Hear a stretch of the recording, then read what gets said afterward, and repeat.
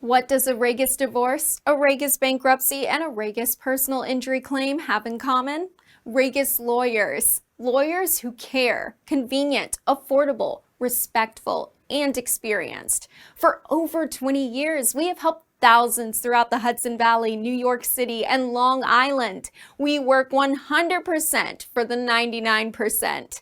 For a free consultation with an experienced attorney, call or text us at 212-766-1100.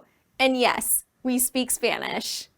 Millennium TV, bridging communities worldwide. We broadcast diverse international content from Europe, Asia, Africa, and now right here in the USA. Watch us via Roku on your smart TV. Submit your own content to 1530entertainmentllc@gmail.com. Download the Millennium TV app from the App Store to stream our shows anywhere, anytime. Millennium TV.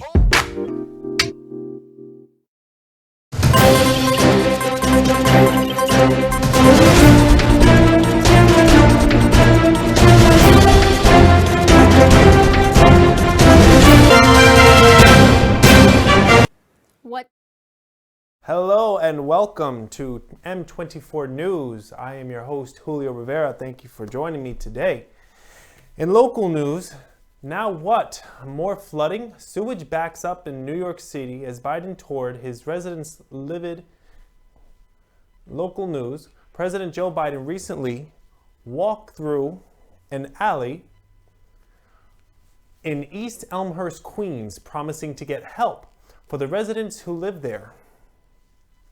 But on Thursday, a brief period of rain left the same alley flooded yet again, putting neighbors and their properties once again at risk. The alleys between 88th, 87th, and 86th Street near Astoria Boulevard filled with standing water and backed up sewage, causing problems for the people who live there. Who here live, what can happen next? Today, all the neighbors were scared in the chat, saying, "Oh my God, there is water accumulating in the back. Now what?" said Junior Moreno, who lives in the area. Neighbors said that after a brief period rain Thursday morning, nothing intense by any means, the drain system did not hold up, sending water spewing back into the streets just more than a week after Ida destroyed property and sent hundreds of people into a state of emergency, saying, quote, "We get a lot of sewer backup, which is the main issue that we have in this neighborhood. The water is coming from the back up from the toilets, from the showers," Moreno said.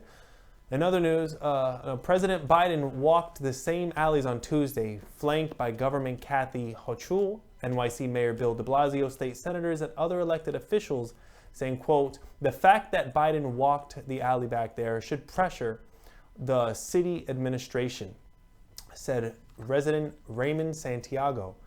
"It's constant, seeing this every day. You went back there, you saw water. Neighbors are frustrated at the lack of support coming their way and are thinking of revamping the whole drain system at their own expense rather than wait for the city to come to their rescue." Moreno has lived in the community for the past 25 years and says the time to act is now, saying we all have to get together. We cleaned up the back alley because the city claims it is private property, so they can't do nothing for us, he said. Many people on Thursday were still throwing out their damaged property and belongings lost in last week's flooding. Many residents are pleading for expedited assistance that can help them and their neighbors get back on their feet, and are mostly worried about the continuing situation in the flooded alley behind the homes. Quote, "The reality is that there is a problem that affects the community and the city should be doing something," unquote, said Santiago. That's crazy what's going on after Ida's been already more than a week. In other news, Los Pleneros de la 21 presents outdoor drumming Tuesday. Free bomba dancing series.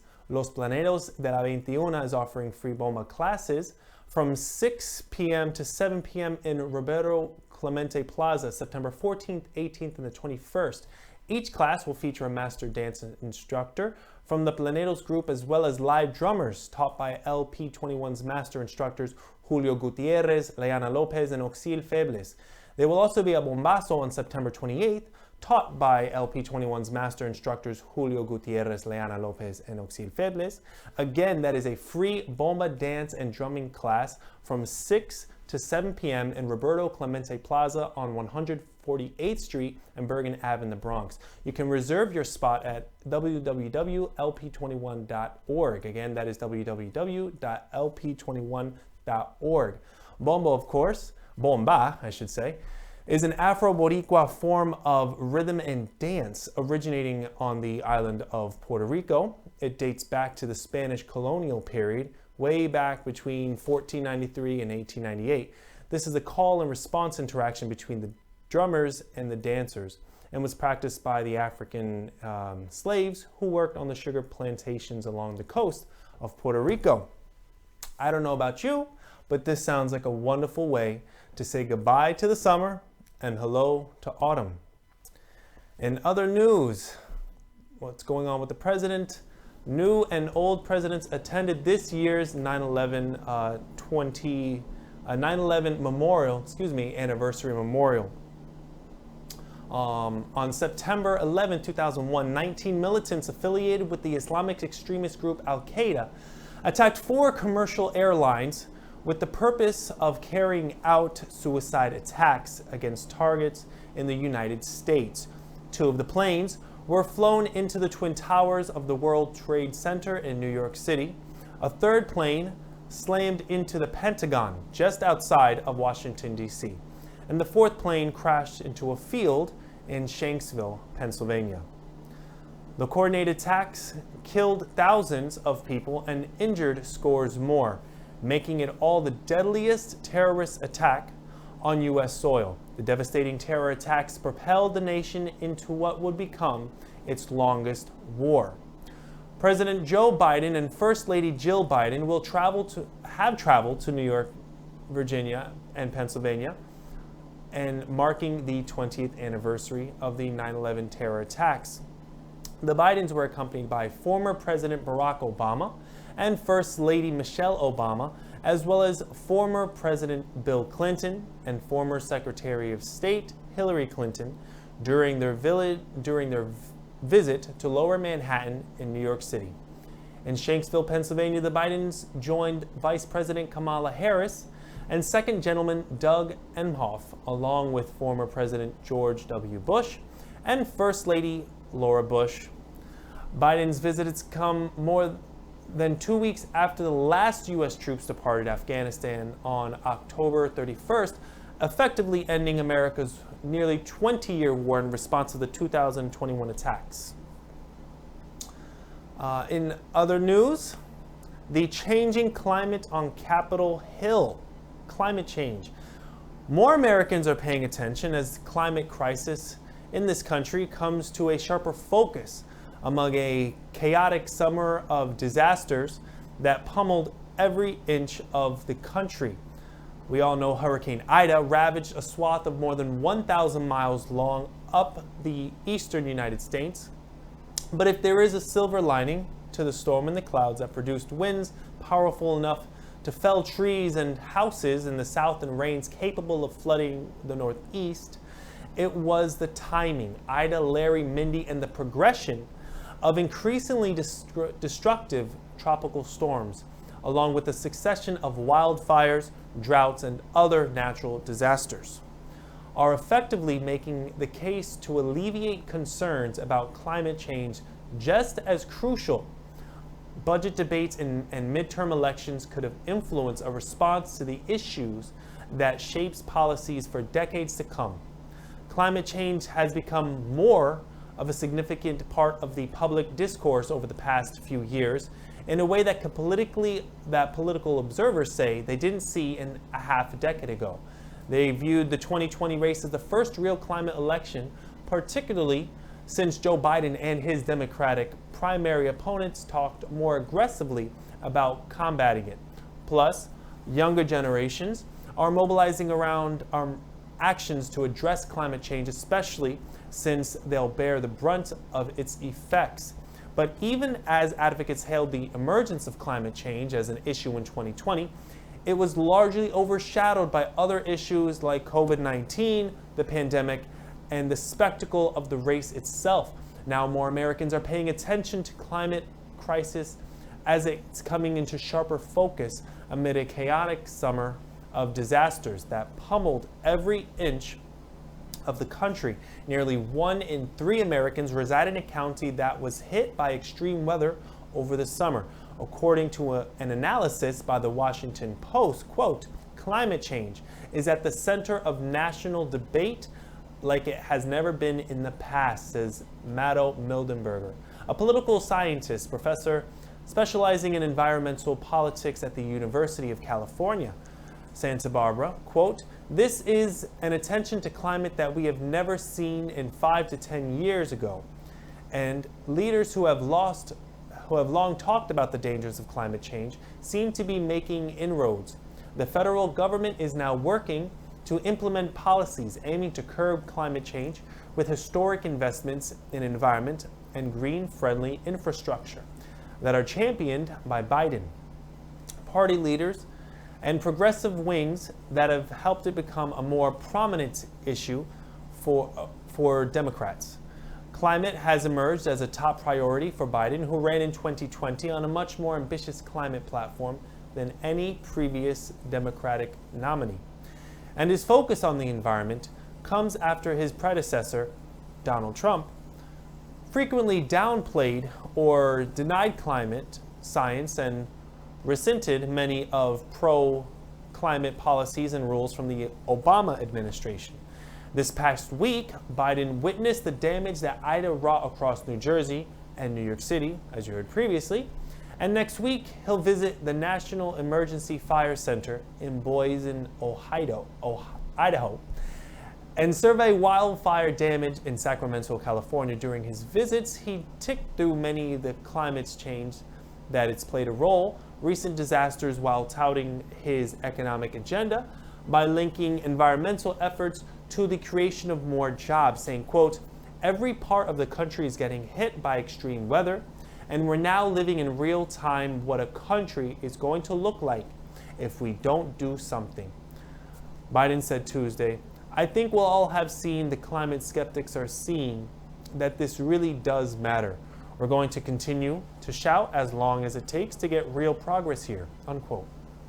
Congress is in the midst of trying to pass 2 parts of Biden's agenda by the end of the month that make huge investments in climate-related provisions. The $1.2 trillion bipartisan infrastructure bill and Democrats' $3.1 trillion plan that plans to expand social safety net. The fiscal infrastructure bill dedicates billions of dollars expanding clean public transit by electric school buses and the first national network of electric stations across highways and in communities. But the compromise legislation falls short of many of Democrats' climate priorities, which have a much bigger footprint in the larger bill. In addition to family, health, and education programs, the wide-ranging $3.5 trillion spending plan centers around the core parts of the environment. Some of the climate-related measures to include tax incentive for clean energy, manufacturing and transportation, investments in public and green housing, and the creation of a civilian climate corps that would be modeling after the Civilian Conservation Corps Worker Relief Program, created under the New Deal. Because the bill won't pass a divided 50-50 Senate in regular order, Democrats are using budget reconciliation as a vehicle for passage, since it lowers the number of votes from 60 to a simple majority of 51. Democrats won't have any GOP votes until it gets through the upper chamber and can avoid the threat of a filibuster. But major hurdles remain for Biden's agenda, especially the Democrat-only reconciliation bill. Democrats' duels over the price tag that could stall any progress. Moderates, especially in the Senate, want to number the significantly reduced. Progressives contend that the current amount is already a compromise and they won't go any lower. Any one defection in the Senate could torpedo efforts, while Democrats in the House also have little room for error with a very narrow majority. Observers warn that if Democrats are unable to pass key elements of the climate agenda they ran on, they could bear political consequence at a time where they are protected. There's slim majorities in both the House and Senate, and if they lose either majority, Biden will have much harder time passing key components of his agenda during the last 2 years of his first term. Quote, if Democrats don't seize the moment and pass the climate reforms they promised, I think there's a lot of political danger in the 2022 midterms, says Mildenberger. The political danger could be inaction or not aggressive or ambitious enough action. But if they're ultimately passing it, he believes it'll give Democrats a better angle to run on a climate agenda that he says will connect with many Americans. Liberal climate activist groups are already running on such legislation, with the League of Conservation Voters, as well as the Climate Power, releasing another 6 million ad campaign in key Senate states and House districts that will determine which parties controls Congress. Progressives credit themselves with getting Biden to more forcefully address climate issues during the presidential campaign and his nascent presidency. Even more Democrats are connecting the dots on climate change and racial inequities. People of color are disproportionately affected and face greater environmental disparities based on race, with many living in areas that are more susceptible to natural disasters, heat waves, and poorer air quality. Mildenberger agrees that the progressive movement, quote, played a real role in getting this on the agenda for Biden. He argues that Democratic leaders across the federal government appear to have a real deep understanding of the issue and are addressing it on its own terms now. And while progressives have largely praised Biden's initial climate push, they're once again pressuring him to use his sweeping influence to get Democrats aligned to the reconciliation bill and their climate goals. Moderates like Senator Joe Manchin of West Virginia and Senator Kyrsten Sinema of Arizona have repeatedly said they won't support the current size of the spending package. But Manchin went to one step further last week and argued his party should take a, quote, strategic pause on passing trillions of more dollars in the reconciliation bill that is currently being drafted. The next several weeks will feature a pivotal tug of war within the Democratic Party to see whether they can once again achieve party unity on top agenda items, including climate change. Biden must do everything in his power, from using his bully pulpit to moving members of his party to pass at least $3.5 trillion reconciliation package. Ellen Skills, spokeswoman of the Sunrise Movement, said in a statement, if Biden does not deliver on at least a $3.5 trillion investment through budget reconciliation, while he has a potential fleeting Democratic majority, future generations will ask why he didn't do more when he still had the chance. Republicans, meanwhile, see climate change as a lower priority issue. Through polling shows that some in the party are receptive to policies that help blunt its crippling effects. According to a recent poll from Pew Research Center, only 17% of Republicans believe that human activity greatly contributes to climate change. But the same survey shows younger Republicans believing that more needs to be done to address the issue. The party has made more recent strides in bringing attention to the issue. About a third of the House of Republicans, including many members who will face tough re-election races in 2022, belong to the newly created Conservation Climate Caucus, which acknowledges the existence of climate change and human contributions to it. The biggest split between the parties is that Republicans believe fossil fuels, quote, can and should be a major part of the global solution, according to the GOP-only caucus, while Democrats went to transition away from them. But the GOP is also a home to a larger contingent of those who deny climate change exists, that humans' contributions to it. Public observers argue that the ideological split has worsened over time and greatly exacerbated during the Trump administration. Mildenberger points to recent Republican presidential nominees like John McCain and Mitt Romney, whom he described as fairly pro-climate before Trump. With the reality of a rapidly growing climate crisis, political observers say Republicans will need to address the issue in a more serious way going forward.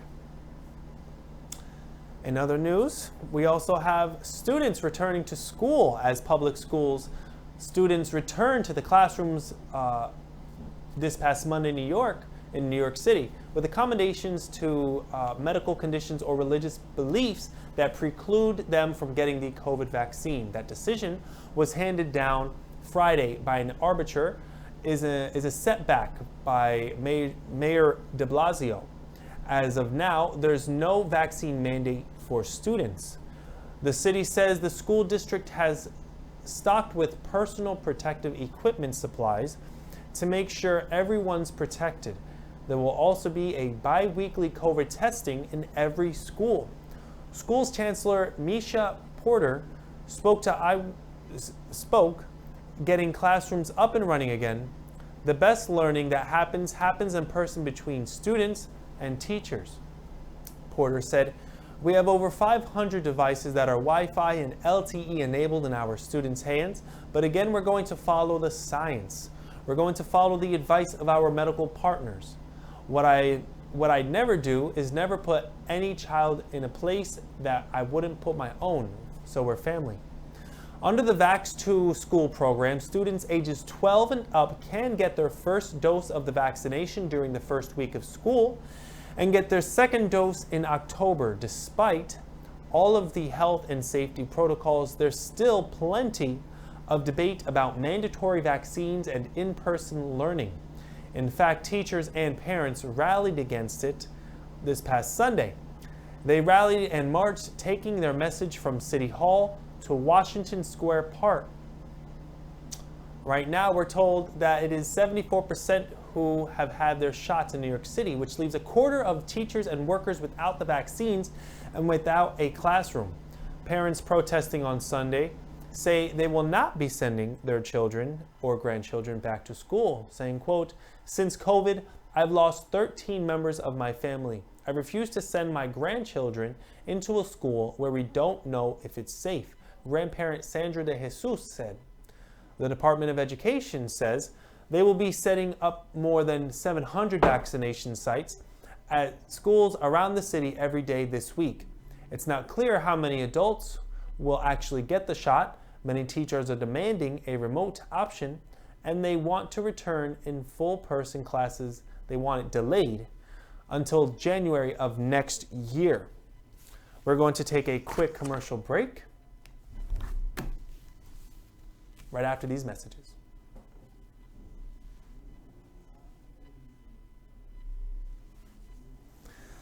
Oh my God. Does a Regis divorce, a Regis bankruptcy, and a Regis personal injury claim have in common?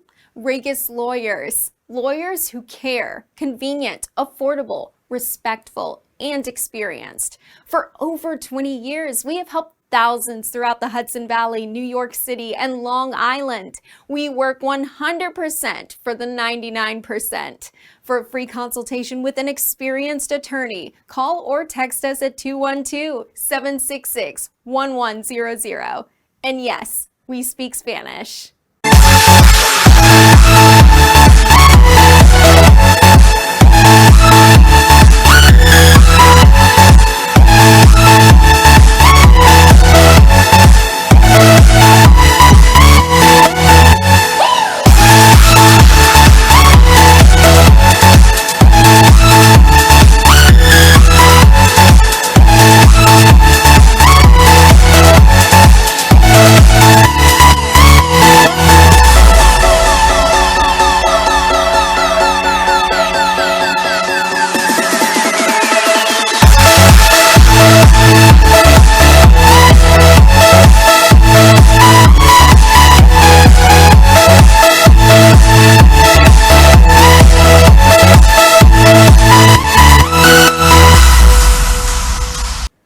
What does a Regis divorce?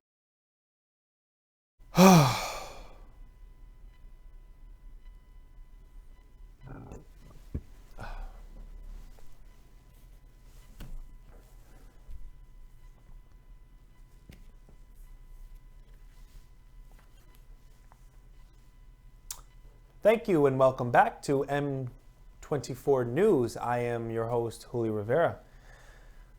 Protesting is officially declared illegal in Afghanistan.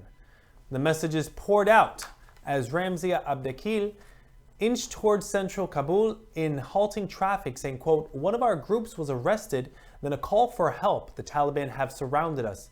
Here we are trapped." Her back still throbbing from the beating she had received just days before. Abdekil's face tense as her sister compared reports from across Kabul on Wednesday. They had planned to join a group gathering at a central roundabout and march against the Taliban's announcement of an all-male cabinet. But the militant group had just declared protests illegal the night before and deployed additional fighters to the city's streets with orders to arrest violators. The protesters' plans were quickly unraveling. "Go home. No. It's even more important we speak out," Abdekil said, without looking up, texting similar messages of encouragement to other women in her group. Quote, "Our voices are a threat to them. That's why they said protesting is illegal. But we all want our rights." The 20-year-old is just one of tens of thousands of urban Afghans who had until recently spent their adult lives in a country propped up by Western forces, surrounded by the liberal rhetoric that came alongside 2 decades of war, while the billions of dollars spent on the country's security forces and government vanished with the Taliban takeover. This generation of young Afghans determined to live in a more tolerant society could be one of the few enduring legacies of foreign intervention and investment here.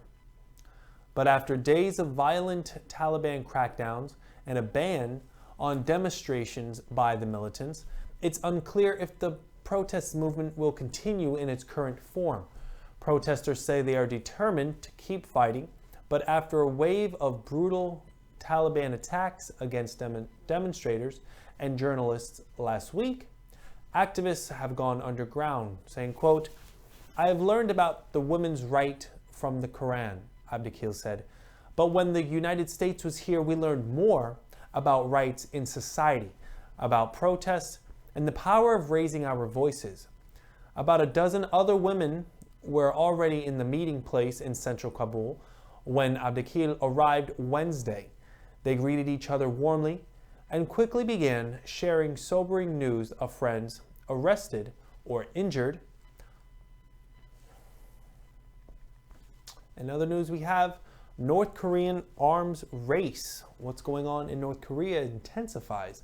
North Korea said on Monday it had successfully launched newly developed long-range cruise missiles. That's a mouthful. And first missile tests in 6 months, and a new indication that an arms race between North Korea and South Korea has been heating up on the Korean peninsula. In the tests that took place on Saturday and Sunday, the North Korean missiles hit targets 1,500 kilometers away after flying more than 2 hours, said North Korea's official Korean Central News Agency. The missiles changed their trajectories and made circles before hitting their targets. It said a series of resolutions from the United Nations Security Council banned North Korea from developing or testing ballistic missiles, but not cruise missiles. A cruise missile test by the North Korean usually does not raise as much alarm as its ballistic missile test. The country's state-run media also indicated that the nation's leader Kim Jong-un had not attended the weekend tests, though he has usually supervised all major weapon tests in recent years. The latest test showed that North Korea continued to improve its arsenal of missiles while under nuclear disarmament talks with the United States remained stalled. North Korea said on Monday that the long-range cruise missile was a, quote, strategic weapon of great significance, and part of an arms development goal announced by Kim Jong-un during the Party Congress in January. According to the announcement from state media, the new missiles provided North Korea with another effective means of deterrence in the face of the military maneuvers of hostile forces. South Korea and the United States conducted a 9-day joint military exercise in August. Joint drills by the two allies have often provoked North Korea into carrying out its own military exercises or weapons tests. The North Korea test also came amid signs that South Korea was rapidly ramping up its own arms race, as South Korea has successfully tested its own submarine-launched ballistic missile this month. Although its officials declined to reveal details, local news media reported that the SLBM was launched from the country's newly built Dosun-an Changho class attack submarine. North Korea began testing its submarine and launched its ballistic missile in 2015, reporting, quote, greatest success the following year, as international negotiations have made little progress in stopping North Korea from growing its weapon arsenal. South Korea has embarked on building more powerful missiles and missile defense systems of its own to counter North Korean threats. In recent years, the United States has eased the so-called missile guidelines that place limits on the range of warhead height and ballistic missiles that South Korea was allowed to develop. As North Korea launched its first intercontinental ballistic missile in 2017, Donald J. Trump, then president, lifted the payload limit on South Korean ballistic missiles during the summit between May, President Biden and his South Korean counterpart, Moon Jae-in. The allies agreed to terminate the missile guidelines, leaving South Korea free to develop longer-range missiles. In sports news, Derek Jeter has officially been inducted into the MLB Hall of Fame after much anticipation prolonged by an extra year due to the coronavirus pandemic.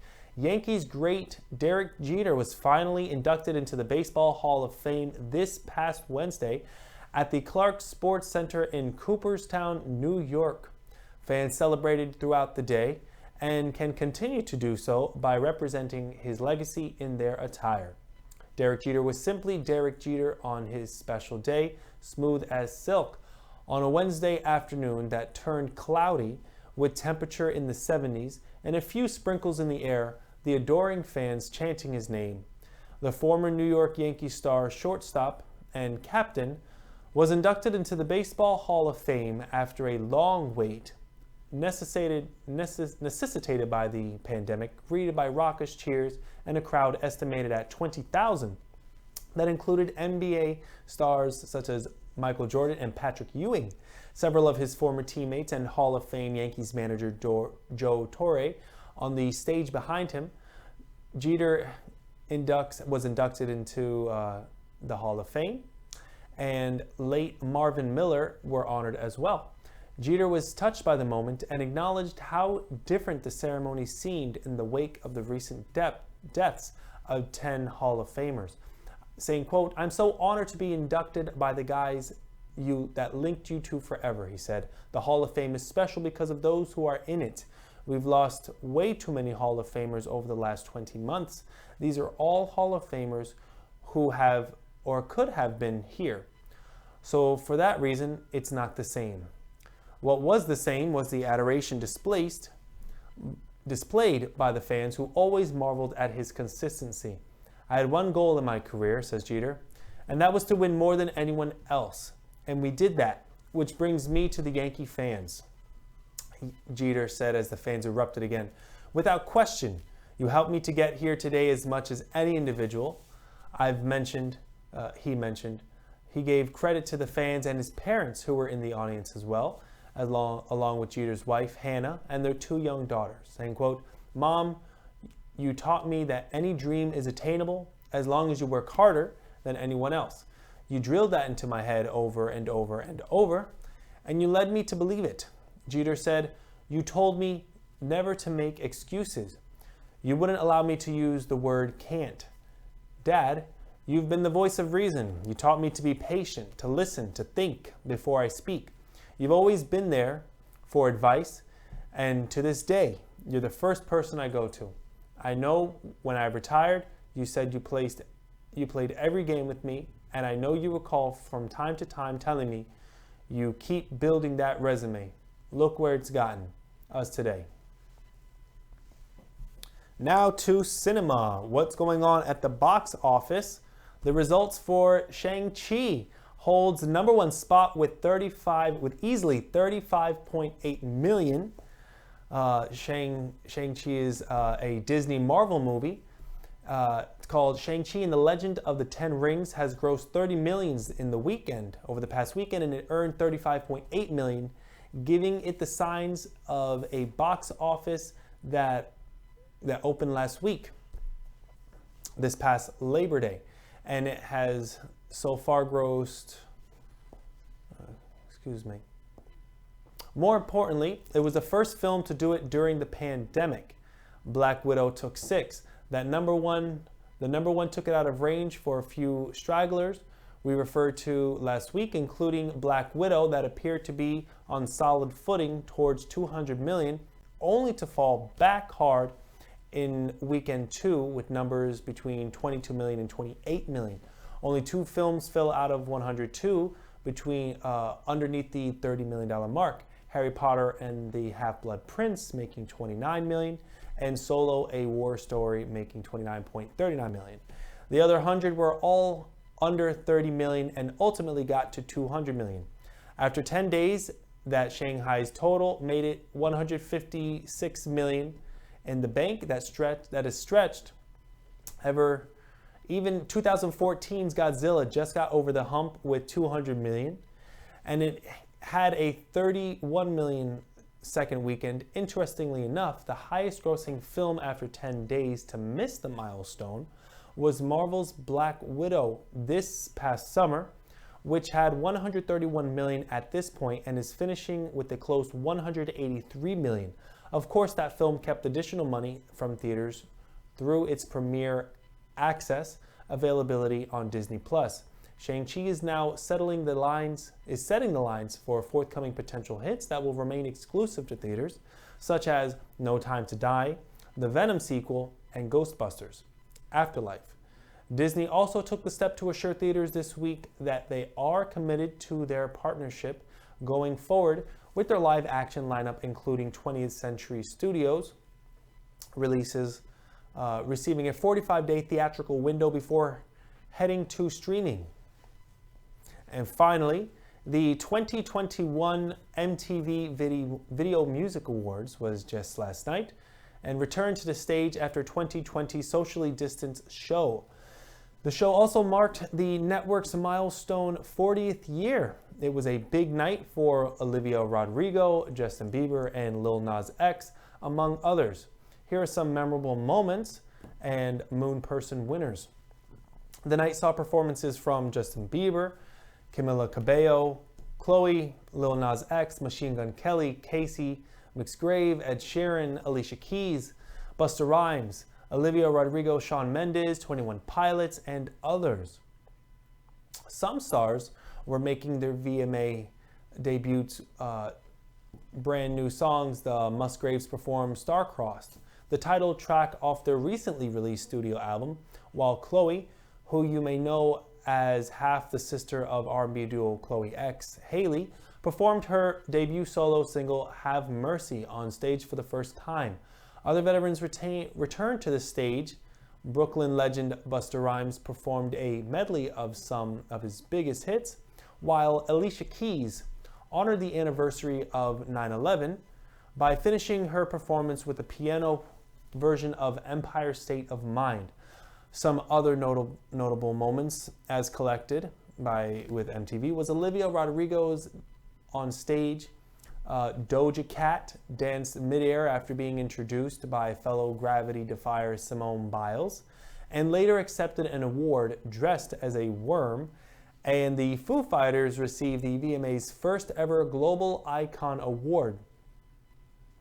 Seeing USA Today's ranking of performance, a star-studded roster of nominees and winners like Justin Bieber led with 7 nominations, followed by Megan Thee Stallion, who got 6 but went home empty-handed.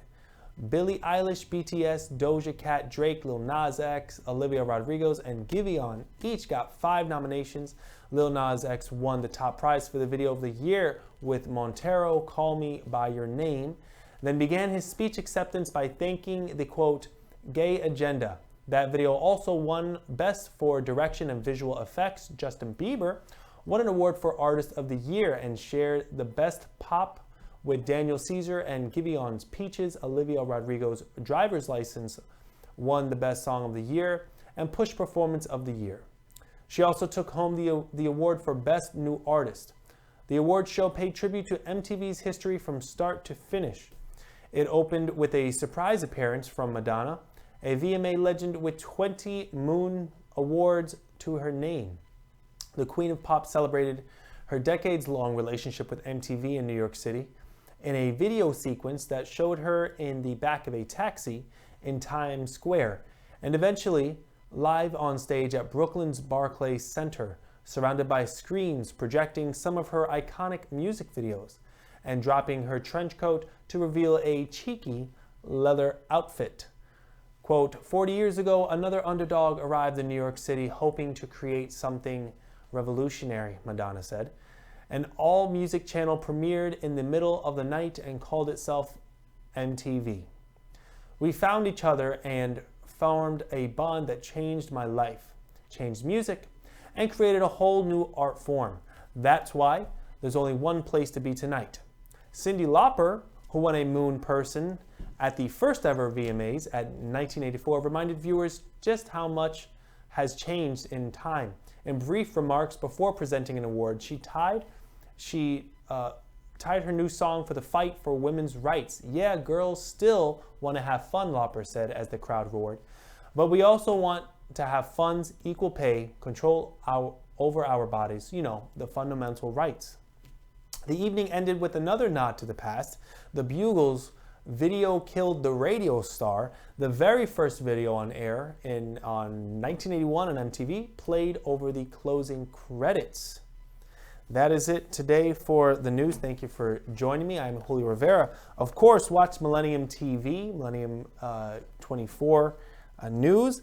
This is also streamed on Apple TV, Jago, Jadu, Roku, Sky Cable, Amazon Fire TV, Radiant, Verizon Fios, World Cable, Cinefun News, Star Cable, My Cable, Horizon Satellite, and is available on all smart TVs, all iOS, and all Androids. You can find us here. Make sure you tune in, and thank you for all your support. Thank you for watching. I am Julio Rivera, and this is M24 News. Thank you.